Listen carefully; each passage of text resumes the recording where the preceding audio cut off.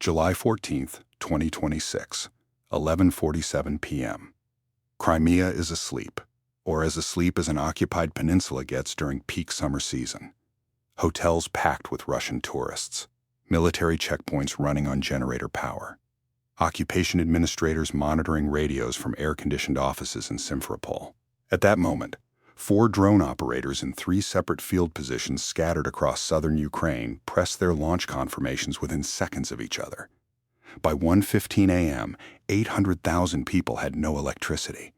By dawn, no water pressure and no fuel.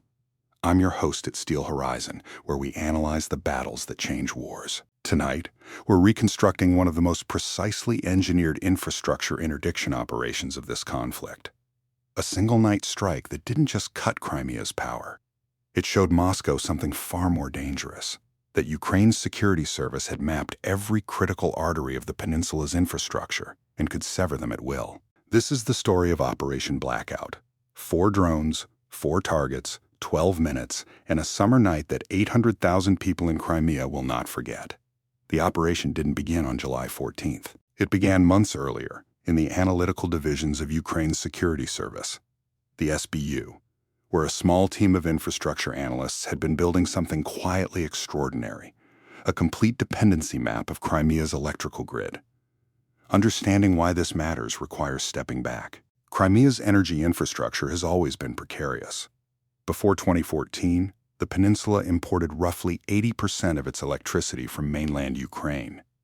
After annexation, Russia spent years building alternative supply routes: the Kerch Bridge power crossing, undersea cables, mainland transmission lines. But those systems were patched together under political pressure, not engineering logic. The redundancy was shallow, and the SBU analysts knew it. What made their mapping project remarkable wasn't just the intelligence gathering, though that was extraordinary. It was the systems thinking behind it. Rather than identifying individual targets to knock out power in one city or district, the team built a cascade model. They asked a different question: which 4 nodes, struck simultaneously, would trigger a grid collapse broad enough to defeat Russia's rapid rerouting capabilities? That question took months to answer. Satellite imagery provided the backbone. Over spring and early summer 2026, Ukrainian intelligence tracked power flow patterns across the peninsula by monitoring which substations were active under different load conditions. Signal intelligence, intercepted communications between grid operators and maintenance crews, filled in the operational picture. Which substations were running hot? Which backup connections were already degraded? Where were the single-point failures hiding inside what looked like a redundant system? I spent time going through the reconstructed analytical framework that Ukrainian sources have partially disclosed, and one detail kept standing out. The SBU team didn't just want to cause a blackout. They wanted to cause a blackout Russia couldn't fix fast. That distinction drove every target selection decision. The 4 nodes they identified were not the largest substations on the peninsula. They were the 4 substations whose simultaneous loss would prevent automatic rerouting. The specific combination that would force the entire grid to go cold rather than just flicker. 3 were high-voltage switching substations. One was different: a fuel distribution hub supplying backup generators across priority sites in Simferopol and surrounding military installations. Including that 4th target was a piece of operational genius. Even if Russian authorities could partially restore grid power within hours, their backup generation capacity would be strangled at the source. The plan was elegant in its brutality. Real tactics. Real consequences. SteelHorizon. Which weapon system made this operation possible? A Beaver long-range UAVs, B-modified commercial quadcopters with shaped penetrators, or CA combination of both? Comment below. We'll get to the answer. The drone mix reflected the specific demands of each target. The 3 switching substations were hardened facilities, military-adjacent infrastructure that Russian engineers had protected with physical barriers and some radar coverage. Penetrating them required the Beaver long-range UAV, a Ukrainian-developed system that had become one of the most capable deep-strike tools in the SBU's arsenal by mid-2026. The Beaver operates on a different design philosophy than the naval drones that became famous for attacking Black Sea Fleet assets. It's propeller-driven, relatively low radar cross-section, and capable of flying routes that exploit terrain masking. Ukrainian engineers had refined its navigation to allow pre-programmed waypoint flight that could hug terrain contours, duck below radar coverage bubbles, and arrive at a target from unexpected vectors. By July 2026, the system had demonstrated consistent accuracy against hardened point targets at ranges exceeding 400 kilometers. For the fuel distribution hub, a softer target requiring precise placement to maximize damage to storage infrastructure, Ukrainian planners chose modified commercial quadcopters carrying shaped penetrator warheads. These were not off-the-shelf devices. The modifications included reinforced frames for heavier payloads, upgraded navigation for GPS-denied environments, and shaped penetrators designed to punch through storage tank walls and ignite fuel reserves rather than just cause surface damage. The combination was deliberate. Beavers for the hardened substations, modified quadcopters for the fuel target. Each weapon matched to its objective. Stay with me, because what happens in the next 18 minutes of this operation changes everything about how we understand Ukraine's deep strike doctrine. The launch logistics were as carefully engineered as the target selection. Russian air defense coverage over Crimea had evolved significantly by 2026. After losing several naval assets to Ukrainian naval drone attacks in 2025, Russian commanders had reinforced the peninsula's radar network and positioned additional short-range air defense systems along the northern approaches. Any single-axis drone attack would face detection and at least partial interception. Ukrainian planners solved this by splitting the launch across 3 geographically separated positions. The Beavers targeting the western substation launched from near Kherson Oblast, flying a route that hugged the coastline before approaching Crimea from the northwest. The Beavers targeting the central and eastern substations launched from Zaporizhia Oblast, their routes programmed to arrive from the north and northeast, the direction Russian radar operators focused on for conventional missile threats. The modified quadcopters targeting the fuel hub launched from a maritime position, loaded onto a fast boat that moved within operational range before deployment. 3 launch positions, 4 targets, multiple radar coverage gaps exploited simultaneously. The architecture ensured that even if Russian air defense operators detected one element of the strike, their response would not be fast enough to alert the remaining positions before the other drones were already inside their terminal approach phases. The operation had one obstacle that nearly forced a 24-hour delay. About 6 hours before the planned launch window, satellite imagery flagged unusual activity near one of the target substations. A Russian military maintenance convoy parked adjacent to the switching yard. The SBU tactical cell ran an emergency assessment. Routine maintenance? A coincidental security rotation? Or had the operation been compromised? For nearly 4 hours, Ukrainian analysts monitored the convoy through available intelligence feeds. At 9:15 p.m., the vehicles departed. The operation was back on schedule, but the window had compressed. Launch timing was adjusted forward by 22 minutes to maintain the darkness coverage margin. What's most striking about this entire planning process isn't the technical sophistication of the drones themselves. It's the human intelligence picture behind the grid vulnerability mapping. Somewhere inside Crimea's occupation administration, Ukrainian sources had been tracking routine communications detailed enough to tell analysts how much generator fuel each priority facility held and how long backup power could sustain Russian military operations before requesting mainland resupply. That is not satellite intelligence. That is human intelligence at an exceptional level of penetration. At 11:47 p.m. on July 14, 2026, the first Beaver lifted off from Kherson Oblast. Within 90 seconds, the second and third Beavers were airborne from Zaporizhia. 2 minutes later, the maritime team deployed the modified quadcopters from their fast boat position in the northwestern Black Sea approaches. 4 separate flights. 4 separate approach corridors, 1 coordinated impact window. The Beavers flew at low altitude, below 150 meters for the majority of their approach routes, relying on terrain masking and low radar signatures to pass through the coverage gaps Ukrainian planners had identified. The flight time for the longest route exceeded 90 minutes. For much of that time, drone operators were managing their platforms remotely, watching telemetry feeds, monitoring for any sign of detection or interception. Russian air defense did pick up one return. At approximately 12:41 a.m., a radar operator near Yevpatoria detected an inbound contact on a northwestern approach vector. The contact profile: low altitude, propeller signature, relatively slow speed, matched a drone rather than a missile. The operator alerted the nearest short-range air defense battery, which engaged. The drone, one of the Beavers assigned to the western substation, was intercepted and destroyed approximately 11 kilometers from its target. 3 drones continued inbound, undetected. How many power transmission nodes did Ukraine need to strike to trigger peninsula-wide cascade failure? A 2, B4, C6? Answer at the end. Stay with us. At 1:03 a.m., the first impact. The central switching substation east of Simferopol took a direct hit on its primary transformer bank. The shaped charge in the Beaver's warhead punched through the transformer housing and detonated inside. A penetrating strike designed to maximize damage to internal components rather than just the outer structure. The transformer failed catastrophically. Automatic circuit breakers throughout the associated grid segment tripped. A wave of disconnection began cascading outward. At 1:08 a.m., 5 minutes later, the northeastern substation took its hit. A second transformer bank destroyed. More circuit breakers tripping. The cascade was accelerating.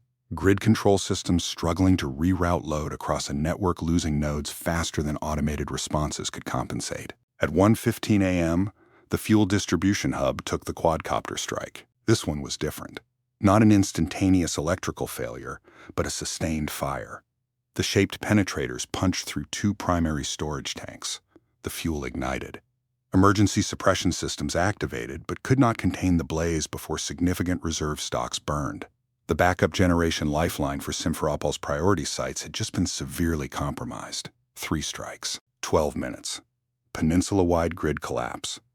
What happened next tells you everything about the difference between an operation designed for psychological impact and one designed for strategic effect. As the lights went out across 800,000 homes, hotels, and businesses stretching from Simferopol to Yevpatoria to the coastal resort zones of western Crimea, the full architecture of the cascade became apparent.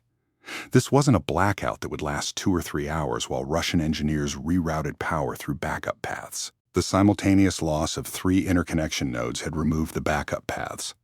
There was nothing to reroute through. Water pumping stations failed within 30 minutes as local power reserves were exhausted. By 2 a.m., water pressure was dropping across residential districts in Simferopol. By 3 a.m., fuel queues had formed at every operating station as tourists, residents, and Russian military personnel competed for reserves that the burning distribution hub could no longer replenish. Subscribe to SteelHorizon if you want to understand how modern warfare actually works, because this is how infrastructure interdiction is supposed to function. Not as collective punishment, but as precision strategic pressure applied at exactly the points where military and civilian administrative systems intersect. Put yourself in the position of the Russian occupation administrator receiving those first reports at 1:30 a.m. No power across most of the peninsula. Damaged backup generation fuel supplies. Water pressure failing. Peak tourist season in full swing. Tens of thousands of Russian tourists who drove from Moscow and Rostov with their families, who booked these holidays to demonstrate that Crimea was Russian and safe and normal. And your communications with the mainland lit up with emergency requests your superiors are going to struggle to answer. Intercepted Russian administrative communications. Fragments disclosed by Ukrainian intelligence sources reveal the scope of the panic in the operation's aftermath. Local commanders in Simferopol were requesting emergency generator equipment from mainland Russia within 2 hours of the blackout's onset. The response they received was the response that military planners everywhere fear most. Supplies are committed to frontline units and cannot be redirected. Here's the take that will probably get us some disagreement in the comments. The Crimea blackout operation was more strategically significant than any of the naval drone strikes that dominated headlines in 2025, including the attacks on Black Sea Fleet warships. Sinking warships is spectacular, but demonstrating that Ukraine can make 800,000 people wake up to a failed grid, failed water pressure, and failed fuel supply in the middle of summer tourist season. That reaches directly into the political calculus of Russian society in a way that sunken warships don't. The occupation authorities in Crimea are supposed to provide normalcy. They failed to provide normalcy in the most visible possible way. By dawn on July 15th, the full scope of what the SBU had accomplished was becoming clear, and so was the extent of Russia's struggle to respond. Military generators were trucked to priority sites: the Crimean Regional Administration Building, key military command posts, the FSB regional headquarters. But the number of generators available was finite, and the list of priority sites was long. In civilian districts of Simferopol, Yevpatoria, and the coastal zones, there were no generators coming. Russian occupation authorities had made their triage decisions, and civilian neighborhoods were not at the top of the list. The fuel situation was deteriorating separately from the electrical outage. The burning distribution hub had not just destroyed stored reserves. It had damaged the infrastructure for receiving new fuel deliveries. Tanker trucks that arrived in the early morning hours found damaged unloading equipment and an access road partially blocked by fire suppression aftermath. Resupply was possible, but significantly slowed. Fuel queues stretched 3 and 4 kilometers at functioning stations by mid-morning. And in the hotels packed with summer tourists, something was happening that Russian state media struggled to suppress. People were posting photographs of dark hotel rooms, videos of empty swimming pools as pump systems failed, audio of frustrated tourists calling mainland relatives to complain that Crimea was a war zone, not a vacation destination. The occupation's central promise, that Crimea was safe, Russian, and normal, was being contested in real time by the people Russia most needed to believe it. Satellite imagery acquired the morning after the operation confirmed what Ukrainian intelligence was already reporting from other sources. The 3 struck substations showed significant damage to primary transformer infrastructure. The fuel distribution hub showed heavy thermal scarring across its storage area, consistent with the sustained burn that intercepted communications described. Battle damage assessment estimated recovery timelines ranging from 6 weeks for the least damaged substation to potentially 5 months for the primary transformer replacements at the central facility. Components Russia would need to source, transport to the peninsula, and install under conditions that Ukrainian deep strike capability had made considerably more dangerous. The one missed strike, the intercepted Beaver targeting the western substation, is an interesting analytical footnote in that context. Russian air defense successfully engaged one of 4 drones. 3 penetrated to their targets. A 75% completion rate against an actively defended target set is, by any standard of military operations analysis, a successful outcome. And 3 completed strikes were sufficient to trigger the cascade the Ukrainian planners had modeled. One detail that stuck with me as I worked through the post-operation picture. The SBU planners had run their cascade model, knowing they might lose 1 drone to interception. They had built-in redundancy from the beginning, selecting the target sets such that any 3 of the 4 strikes would achieve the minimum cascade threshold. The 4th strike, if it connected, would have made recovery harder. But 3 was enough. That level of operational planning is not improvised. It is the product of sustained institutional learning about how to fight a war that Ukraine was never supposed to survive. What do you think? Is precision infrastructure interdiction a legitimate military strategy? Or does targeting power grids cross a line regardless of the military value? The comment section is the right place for that conversation, and we read everything. Looking back at this operation, what it tells us about where this war has arrived is sobering for anyone still thinking of this conflict in terms of trench lines and artillery exchanges. Ukraine has spent 3 years developing strike capabilities that are asymmetric in the most fundamental sense. Not just cheaper than what Russia fields, but conceptually different in how they are applied. The Crimea blackout operation was not a lucky shot.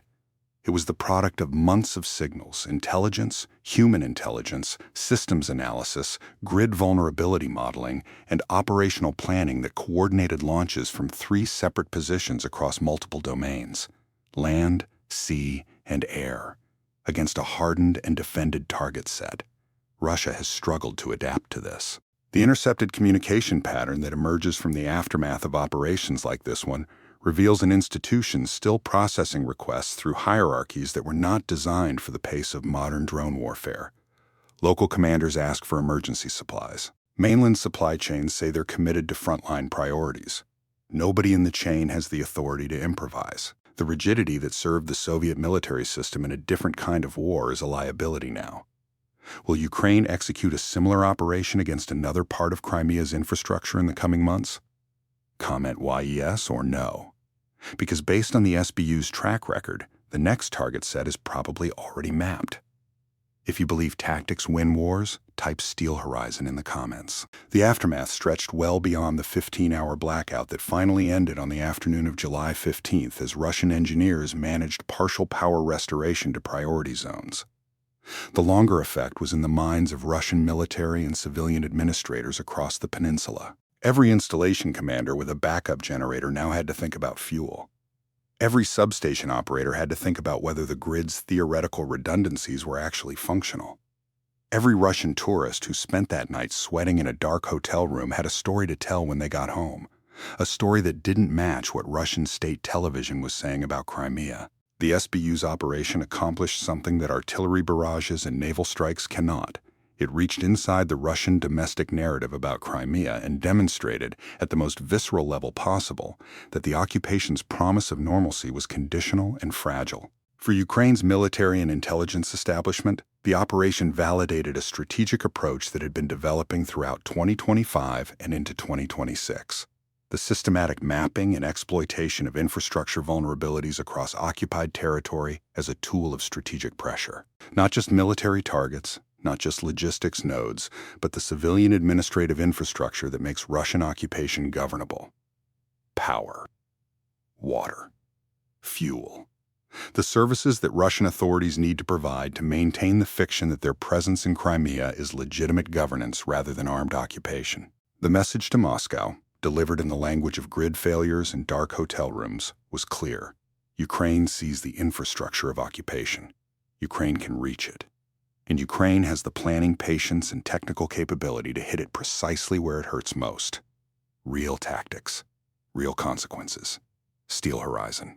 Now, the answer to our tactical quiz. How many power transmission nodes did Ukraine need to strike to trigger peninsula-wide cascade failure? The answer is B4. Not because 4 was the only number that could cause a blackout.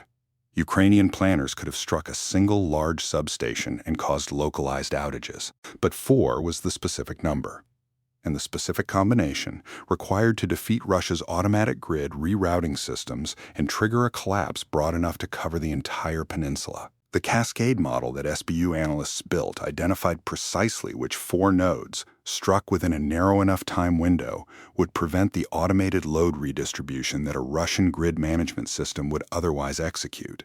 3 strikes completed, 1 intercepted. And 3 was exactly enough, because the planners had accounted for that possibility from the beginning. That is the lesson of this operation, stated plainly. Ukraine's deep strike capability has evolved from reactive to predictive. They are not just striking targets of opportunity. They are modeling systems, mapping vulnerabilities, and striking the precise combination of nodes that produces the largest strategic effect for the fewest platforms risked. 3 questions to close with. Was the SBU's decision to include the fuel distribution hub as the 4th target, rather than a 4th electrical substation, the right tactical choice? The electrical substations produced the immediate cascade. The fuel hub extended the duration and depth of the crisis. Was the additional complexity of a 4th different target type worth the operational risk? Could Russian occupation authorities have prevented this operation through better infrastructure hardening and air defense density? They intercepted one of 4 drones. What would have needed to be different to intercept 2 or 3? And put yourself in the position of the SBU planning cell after the operation. 3 of 4 drones hit their targets. The cascade worked exactly as modeled, but the 4th drone was intercepted 11 kilometers short of its target. What would you have done differently on the Western substation approach? Subscribe to SteelHorizon, because we break down the battles that textbooks will study for decades. Crimea is quieter now than it was in those dark, hot, early morning hours of July 15th, 2026. The power is back on. The fuel queues have dispersed. The tourists who stayed have air conditioning again. But the substations are not repaired, not yet, and not quickly.